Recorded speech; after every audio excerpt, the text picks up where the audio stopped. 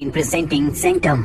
इस कहानी की शुरुआत में हमें 17 साल के लड़के को दिखाया जाता है जिसका नाम जॉश है। वो किसी का इंतजार कर रहा है और तभी वहाँ पर एक आदमी आता है जिसका नाम कार्ल है। कार्ल के साथ उसकी गर्लफ्रेंड भी होती है और अब जॉश इन दोनों के साथ हेलीकॉप्टर से जंगल के बीचों बीच पहुंचता है जहां पर एक बहुत बड़ा और गहरा गड्ढा होता है। ये अपने हेलीकॉप्टर को वहां पर लैंड करते हैं जहां पर पहले से कुछ वर्कर काम कर रहे होते हैं, लेकिन अब सब वर्कर यहां से जा रहे हैं। कार्ल उनसे जाने की वजह पूछता है। वो बताते हैं कि यहाँ पर एक बहुत बड़ा तूफान आने वाला है, इसीलिए हम सब यहाँ से जा रहे हैं। साथ ही गुफा के अंदर जॉश के पिता और उसकी टीम भी होती है जो वहाँ पर काम कर रही है। ये वर्कर उन्हें भी अपने साथ ले जाना चाहते हैं, लेकिन कार्ल बहुत दूर से इस काम के लिए यहाँ पर आया है, इसलिए वो नहीं चाहता कि कोई भी यहाँ से जाए। वही हमें गुफा के 2 किलोमीटर अंदर जॉश के पिता और उसकी टीम को दिखाया जाता है जो वहाँ पर रिसर्च कर रहे होते हैं। दरअसल इस गुफा के अंदर पानी है और ये जानना चाहते हैं कि ये पानी कहाँ से आ रहा है। इनके साथ एक गोताखोर भी होती है जो कई दिनों से यहाँ पर है। दरअसल इस टीम को यहाँ पर आज कई दिन बीत चुके हैं और वो गोताखोर बहुत कमजोर हो चुकी है क्योंकि पिछले कई दिनों से ना तो इन्होंने खुली हवा देखी है और ना ही धूप।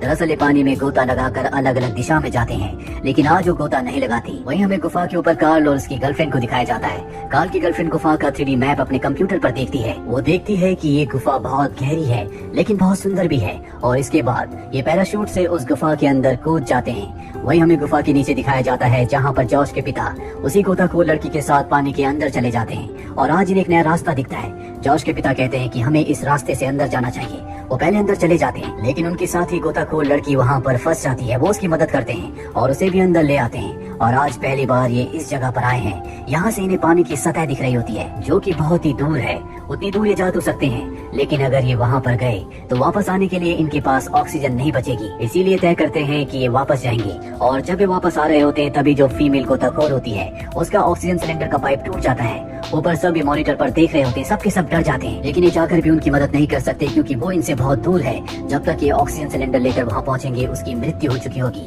जॉश के पिता अपनी साथी की जान बचाने के लिए अपना ऑक्सीजन मास्क निकालकर उस लड़की को लगा देते हैं और फिर कुछ देर बाद जब उन्हें ऑक्सीजन की जरूरत होती है तो उसी मास्क से वो ऑक्सीजन लेते हैं, लेकिन अब ये तैर नहीं सकते और अगर ये इसी तरह से करते रहे तो इनका ऑक्सीजन खत्म हो जाएगा जिससे इन दोनों की मृत्यु हो जाएगी।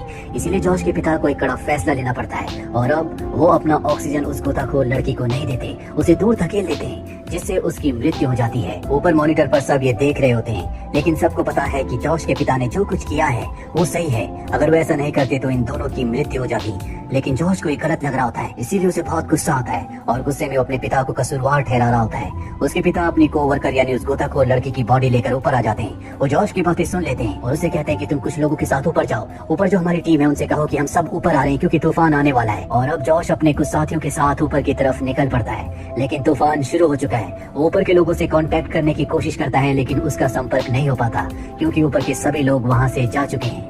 तो इन्हें पानी की आवाज आती है। वो समझ जाता है कि ऊपर से पानी आ रहा है, लेकिन अब इनके पास कोई रास्ता नहीं है। ये ऊपर की तरफ बढ़ने लगते हैं और अब ऊपर से बहुत पानी आना शुरू हो जाता है। इनकी रस्सी खींचने वाला ऊपर कोई नहीं होता क्योंकि ऊपर से सब के सब जा चुके हैं। जॉश कहता है कि मुझे अपने पिता के पास एक बार फिर से वापस जाना होगा, उनकी जान को खतरा है। मैं उन्हें इन्फॉर्म करना चाहता हूँ कि ऊपर से पानी नीचे आ रहा है। और अब जॉश के साथ एक और साथी, ये दोनों के दोनों नीचे की तरफ जाने लगते हैं। वहीं जॉश के पिता जिस जगह पर होते हैं वहाँ पर अब पानी भरना शुरू हो गया है, इसीलिए अपने साथियों के साथ वो यहाँ से ऊपर की तरफ निकलना चाहते हैं, लेकिन जहाँ से जाने का रास्ता है वहाँ से पानी का बहाव बहुत तेज होता है। यहाँ इन्हें एक और रास्ता दिखता है, लेकिन उस जगह पर रस्सी नहीं होती। जॉश के पिता उस जगह जाने की कोशिश करते हैं, तभी वहाँ पर जॉश अपने साथी के साथ आ जाता है। जॉश के पिता कहते हैं कि तुम वापस क्यों आए, लेकिन अब वो वापस आ चुका है। जॉश के पिता उससे कहते हैं कि एक रस्सी को बड़े पत्थर से बांधो और रस्सी को नीचे फेंको। जॉश और उसका साथी ऐसे करते हैं और जब वो रस्सी को नीचे फेंकते हैं तो सबसे पहले कार्ल की गर्लफ्रेंड ऊपर जाने की कोशिश करती है, लेकिन पानी का बहाव इतना तेज होता है कि जिस पत्थर के साथ रस्सी को बांधा होता है वो पत्थर खिसकने लगता है। जॉश कार्ल की गर्लफ्रेंड को ऊपर भेजने की कोशिश कर रहा होता है, लेकिन पानी के तेज बहाव की वजह से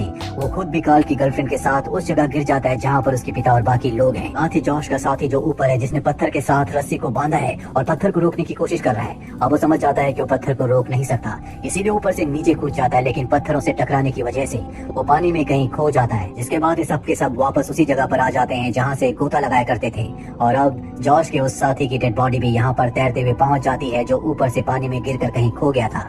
जॉश के पिता सबसे कहते हैं कि अगर हमें जान बचानी है तो हमें गोता लगाना होगा और उसी जगह जाना होगा जहाँ पर मैंने अपनी साथी के साथ पानी की सतह देखी थी। ये पानी का सफर बहुत खतरनाक है क्योंकि आज तक इतना दूर कोई नहीं गया और इनके एक साथी की यहाँ पर मृत्यु भी हो चुकी है, लेकिन इनके पास कोई और रास्ता नहीं है, इसीलिए सबके सब पानी के अंदर गोता लगाते हैं। जिसके बाद ये उसी संकरे रास्ते से होते हुए आगे बढ़ते हैं जहाँ पर कार्ल की गर्लफ्रेंड का सिलेंडर फंस जाता है, लेकिन किसी तरह से वो वापस आ जाती है। इसके बाद इन्हें एक जगह मिलती है जहाँ पर ये पानी से बाहर आ सकते हैं। बाहर आने के बाद कार्ल की गर्लफ्रेंड को बहुत ज्यादा ठंड लगती है क्योंकि उसने स्विमिंग सूट नहीं पहना था। यहाँ पर सब उसकी बॉडी को गर्म करने की कोशिश करते हैं। साथ ही इनका एक साथी होता है जिसके दिल पर गहरी चोट लगी होती है, लेकिन वो इस बारे में किसी को कुछ नहीं पता था।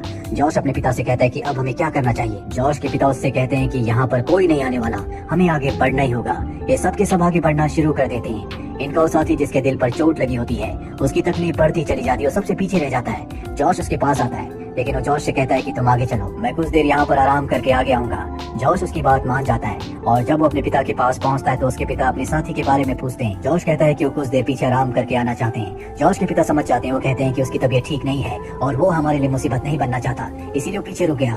वो उसे ढूंढने के लिए जाते हैं, लेकिन तब तक उसने अपने आप को एक छोटी सी गुफा में छुपा लिया होता है। इस वजह से वो उन्हें नहीं मिलता। सबके सब बहुत परेशान हो जाते हैं। अब एक बार फिर से सब अपना सफर शुरू करते हैं और आगे बढ़ते बढ़ते ये एक ऐसी जगह पहुंच जाते हैं जहाँ बहुत नीचे गहराई में पानी है और यहाँ से आगे बढ़ने के लिए इन्हें इसी पानी से होकर आगे जाना होगा। सबसे पहले जॉश आगे जाता है। जॉश रस्सी लेकर पानी के अंदर चला जाता है और अंदर से वो दूसरी तरफ पहुंच जाता है, जिसके बाद वो दूसरों को भी आने का इशारा करता है। एक एक करके सब दूसरी तरफ पहुंच जाते हैं, लेकिन जब कार्ल की गर्लफ्रेंड आ रही होती है तो उसके बाल चेन के साथ अटक जाते हैं, जिससे बालू से लटक जाती है। उसे बहुत दर्द हो रहा होता है। वो मदद के लिए सबको पुकारती है, लेकिन इससे पहले कि उस तक सब पहुंच पाते वो अपने बाल काटने के लिए एक शार्प चीज निकालती है।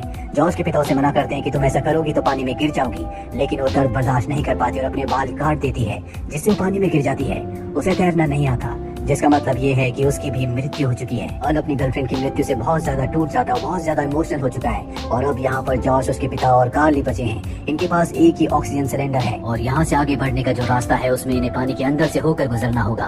कार्ल इन दोनों को धोखा देकर इनका सिलेंडर लेकर पानी में कूद जाता है और अब यहाँ पर जॉश और उसके पिता फंस चुके हैं। वो यहाँ से आगे बढ़ नहीं सकते क्योंकि इनके पास ऑक्सीजन सिलेंडर नहीं है। अब जब ये दोनों के दोनों यहाँ पर परेशान है, तभी यहाँ पर जॉश को बेड की भीड़ दिखती है। वो समझ जाता है कि यहाँ से निकलने का कोई रास्ता है। ऊपर एक बहुत ही संकरा रास्ता होता है। ये दोनों वहाँ से होते हुए लगातार आगे बढ़ते चले जाते हैं और ये एक ऐसी जगह पहुँच जाते हैं जहाँ पर इन्हें रोशनी दिखती है। यहाँ से ऊपर जाने का रास्ता है, लेकिन ये इतना ऊंचा है कि ये यहाँ से नहीं जा सकते। यहाँ पर इन्हें वर्ल्ड वॉर 2 का एक टैंक भी दिखता है, जो कि जैपनीज टैंक है, जो वर्ल्ड वॉर 2 के समय ऊपर से नीचे गिर गया था। अब ये अपना पूरा दिन यहीं पर बिताते हैं। इन्हें समझ में आ जाता है कि ये यहाँ से बाहर नहीं निकल सकते, इसीलिए इन्हें वापस केव के गुफा के अंदर आना पड़ता है, जहाँ इन्हें एक बार फिर से कार्ल मिलता है, जो कि भूखा होता है। इमोशनली वो बहुत ज्यादा हर्ट हो चुका है क्योंकि उसकी गर्लफ्रेंड की मृत्यु हो चुकी है और अब इन्हें यहाँ से निकलने के लिए रास्ता ढूंढना होगा। जॉश पानी के अंदर जाता है और जब जॉश पानी के अंदर होता है तो कार्ल अपने पागलपन में उसके पिता के ऊपर हमला कर देता है, जिससे वो पत्थर पर गिरते हैं। उनकी बैक पर बहुत गहरी चोट आती है, जिससे अब वो चल भी नहीं सकती। जॉश बाहर आता है और कार्ल से कहता है कि अगर मेरे पिता नहीं होते तो हम सब के सब मर चुके होते। जॉश की बातों से कार्ल को एहसास होता है कि उसने गलती की। वो अपने पागलपन से बाहर आता है और अब वो गिल्ट में और दुख में पानी के अंदर कूद जाता है। जॉश के पिता, जो कि अब यहाँ से आगे नहीं बढ़ सकते, वो जॉश से कहते हैं कि तुम्हें मुझे पानी में छोड़ना होगा। जॉश कहता है कि मैं ऐसा नहीं कर सकता।